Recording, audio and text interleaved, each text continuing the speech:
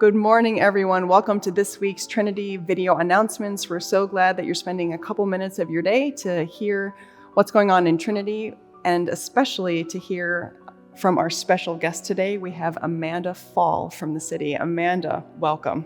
Thank you so much. Wonderful. Could you tell us what your official title is? Absolutely. So my official title is Manager of Homeless Services with the City of Fort Wayne. Excellent. What is that? It's a great question. So my position was created by the mayor of Fort Wayne just recently. It was approved last budget season, so August, and then I started in March. And my position is really kind of threefold. So first is to work with service providers, shelter providers, seeing what kinds of services and things that we have for our homeless in our community, and identifying gaps in services, identifying maybe partners that can better collaborate with each other, really seeing what is happening out there so that I can make some recommendations as to what else needs to be created and funded in our community. The second major thing that I'm working on is I've started an encampment task force. So I think most people who come around Fort Wayne do realize that we do have some people that are living in encampments. That can happen for a multitude of reasons. But the fact of the matter is everyone really deserves to have a home, and our community thrives when people are housed. And so I've started this task force to really look at first identifying even how many people are living outdoors, and then to be able to make some recommendations of some services, some shelters, some permanent housing that might best meet their needs.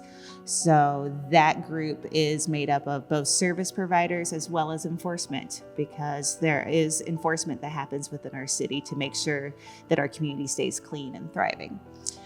The third part of my position is really working with downtown businesses and neighbors, really anyone that is impacted by homelessness or has some questions or concerns, and just seeing what they need, if they need educated about resources, if they just have some sore spots that they want some assistance with, really whatever, but just to be another resource about homelessness.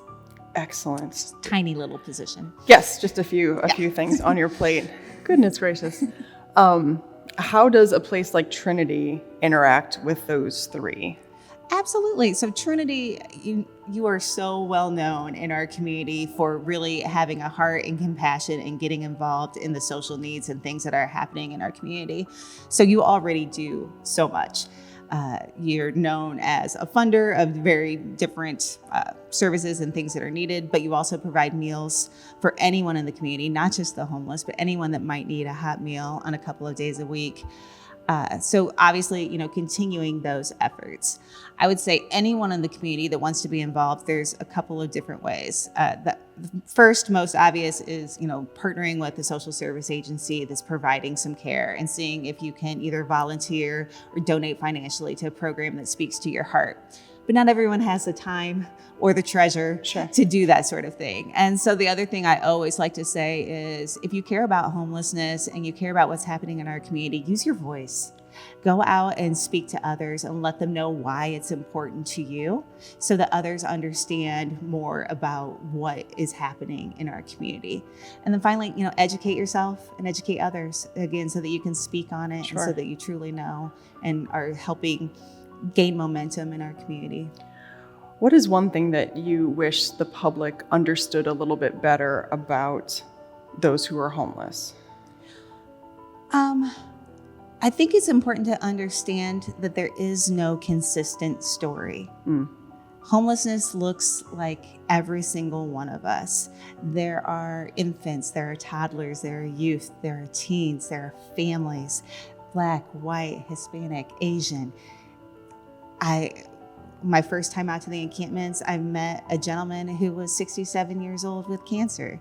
I think people don't realize that it truly is everyone in our community. And so if you look around the pews when you're at church and seeing all the different faces and ages and cultures, just understanding that those exact same people exist in our shelters and in our encampments. So I take it that someone finding themselves in a state of homelessness, it's not discriminatory. No, No, it is not. It can happen to anyone. And I think, you know, we all know costs of everything are increasing. Federal dollars are being cut everywhere. The chances of numbers decreasing right now are slim, even with us building things, because there's just so much funding being cut, and it takes money to solve community issues. It does. It's going to take stewardship and care from the entire community, especially the faith-based community. Yeah. What I imagine this could be a very taxing job, even though you clearly love it. What keeps you going to do this work? So I've been a social worker since I graduated college many years ago.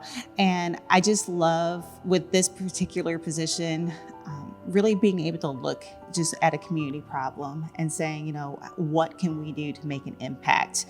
And part of what keeps me going is really just remembering the small wins along the way. Okay. So we may not move the needle a whole lot, but if the message is reaching a new person, if a new organization is coming to the table, if there's new collaborations happening, you know, all of those are wins. And so really focusing on the positive strides that we're making.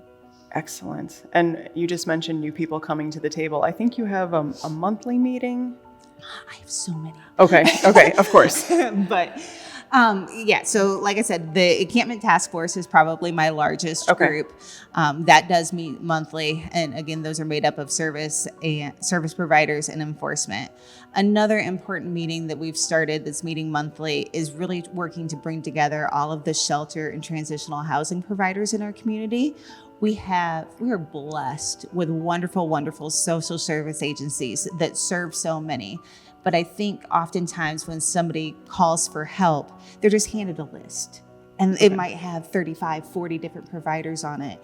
And each one is amazing. Each one does good things, but they don't serve everyone in the population. And so really working to figure out who is doing what, who they serve, what does it take to get into those places, so that when somebody calls and asks for help, we can find the door that is appropriate for them. Okay. Not every door is going to work for them, but there is a door out there. That is incredibly encouraging to hear, that with enough working together, we can find an accessible point for folks who are asking for it. Absolutely. Well, I know I speak for everyone here at Trinity. We look forward to continuing to partner and support the work that you do. Congregation, of course, we will keep you updated if there are things that Amanda tells us about, whether that's time, treasure, or talent. We always let you folks know, and this is a congregation that does like to learn more about and like to support this community, so you can count on us as a continued ally. I never had a doubt. Thank you so much for being here today, and have a great week, everyone. Thank you. Bye.